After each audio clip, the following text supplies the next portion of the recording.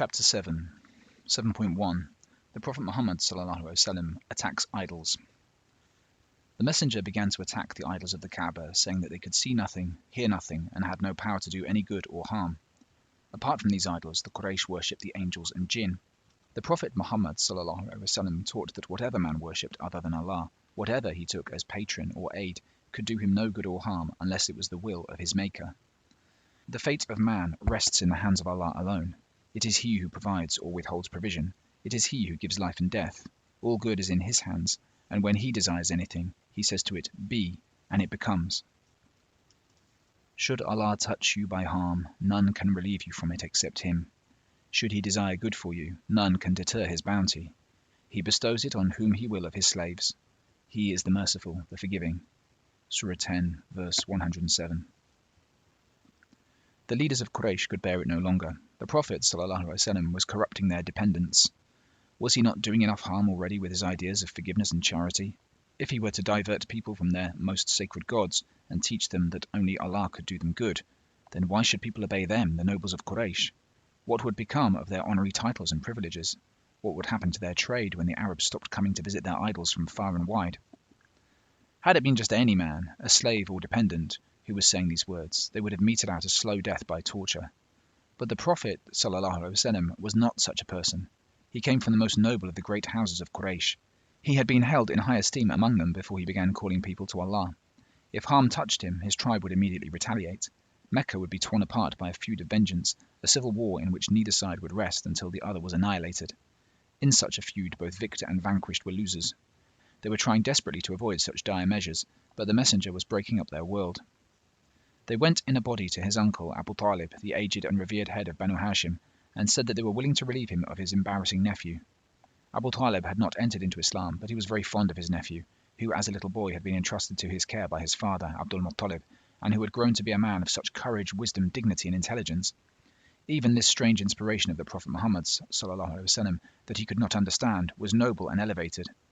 Abu Talib spoke pleasantly but firmly to them, giving them to understand that all the Prophet's clan, ﷺ, those who had entered into Islam and those who had not, stood firmly behind him, and so the messenger continued to call to the truth, to Allah's eternal principles and merciful rule, and to the rejection of idol worship.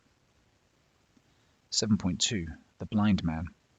In spite of his kindness, one day the Prophet Muhammad ﷺ happened to frown upon one of the poor people he was continually striving to help. That particular day he was standing with one of the chief men of Quraysh, trying to convince him to enter Islam. When a man of such consequence entered Islam, his family, his dependents, and sometimes his whole clan followed him. The Prophet ﷺ wanted as many people as possible to follow the right path. He wanted to save as many as possible from the degrading worship of stone and from eternal suffering. More than once the Quran gently reproved him for his anxiety for people, his extreme concern for them. Perhaps you will kill yourself from grief following their trail, because they do not believe these words. Surah 18, verse 6. While the Prophet ﷺ was speaking to this prominent Qurayshi, a poor blind man came up to him. He was the son of Maktoum, a poor woman. Unable to see that the Prophet Muhammad ﷺ was busy with another, he kept saying, "Teach me something of what Allah has taught you," over and over again.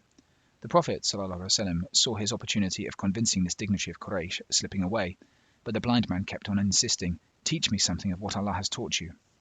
The Prophet ﷺ turned and walked away from him. On the way home he felt ashamed for not having stopped and talked with the son of Maktoum. Then immediately after this, these holy verses were revealed to him.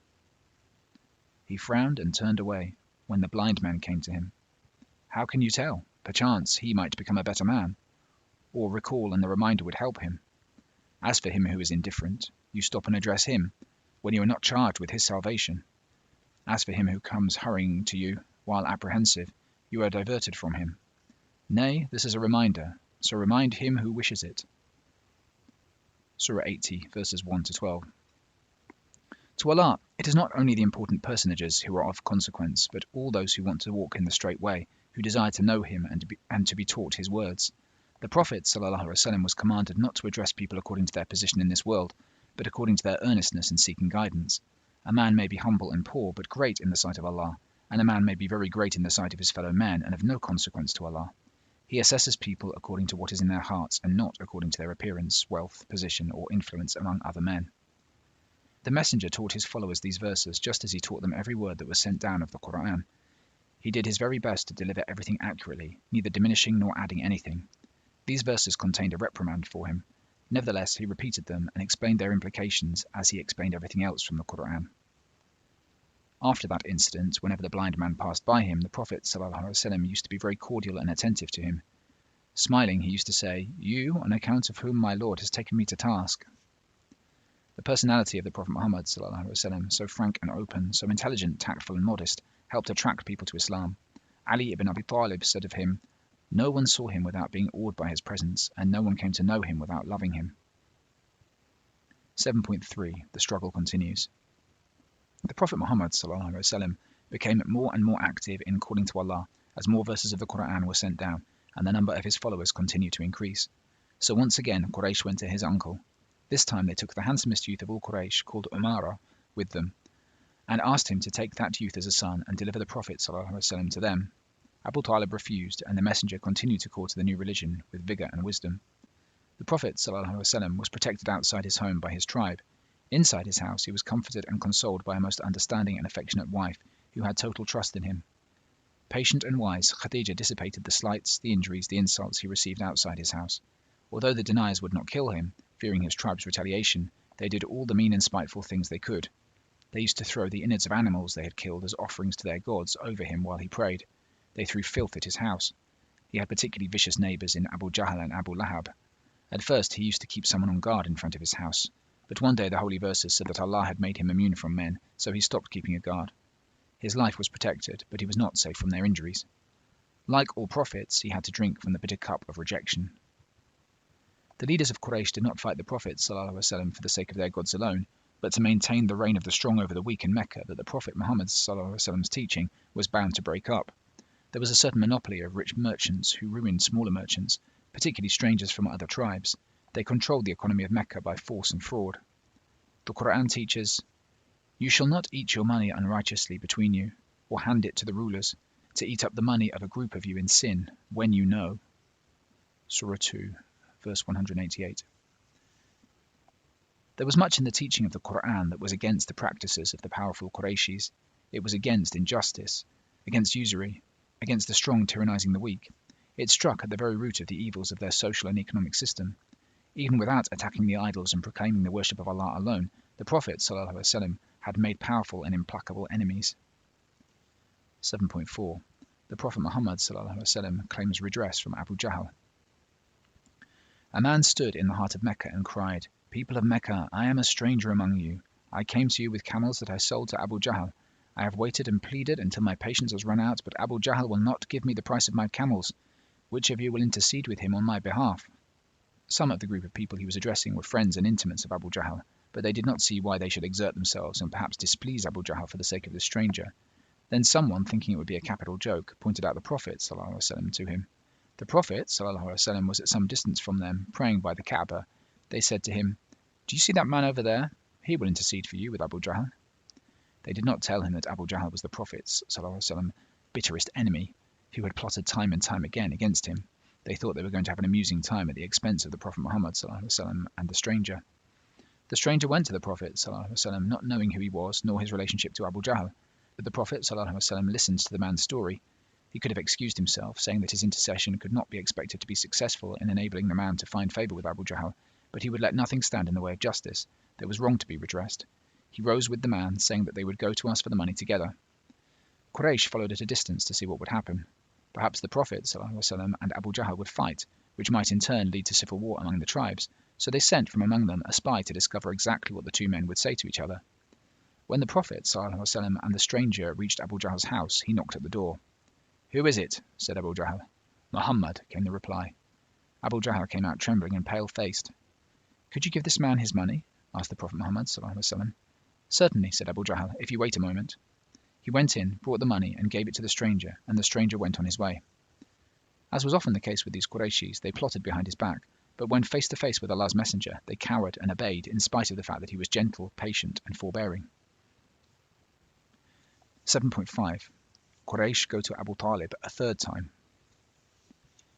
Quraysh went to Abu Talib for a third time and said, "Abu Talib, you are our elder, the most honoured among us, the highest of rank. We have asked you to stop your nephew, but you have not succeeded.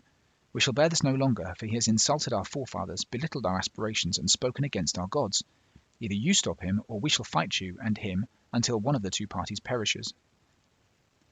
Abu Talib called his nephew, repeated to him the words of Quraysh, then said, "Stop, for my sake and yours. Do not force me to bear what I have not the power to endure."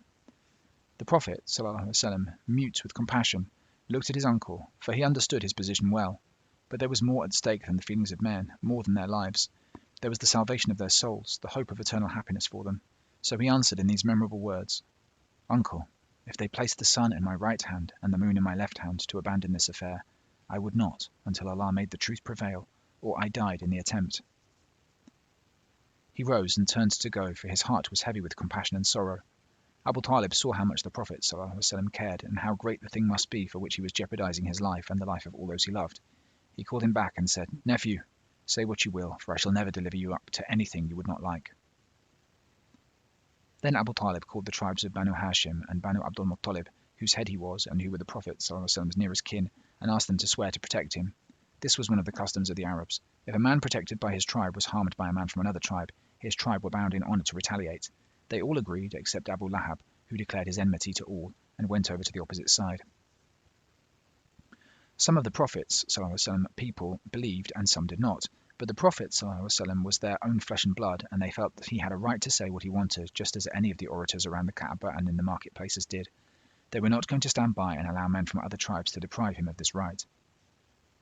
7.6. Quraysh persecute the Muslims. As more and more people began to listen to the words of Allah, Quraysh became increasingly alarmed. They began to take vicious and spiteful action against the Muslims in their tribes. Each tribe fell upon those of its members who had entered Islam. They tortured them, they beat them, they starved them, they abandoned them to die in the wastes of burning rocks surrounding Mecca. There were those who were tortured so severely that, no longer in control of themselves, they said whatever Quraysh wanted them to say, and there were those who held on steadfast no matter how extreme the torture. A humble family, Banu Yasir, which consisted of father, mother and son, entered into Islam, so the leaders of their clan, the Banu Makhzum, used to torture them in the rocky wastes around Mecca.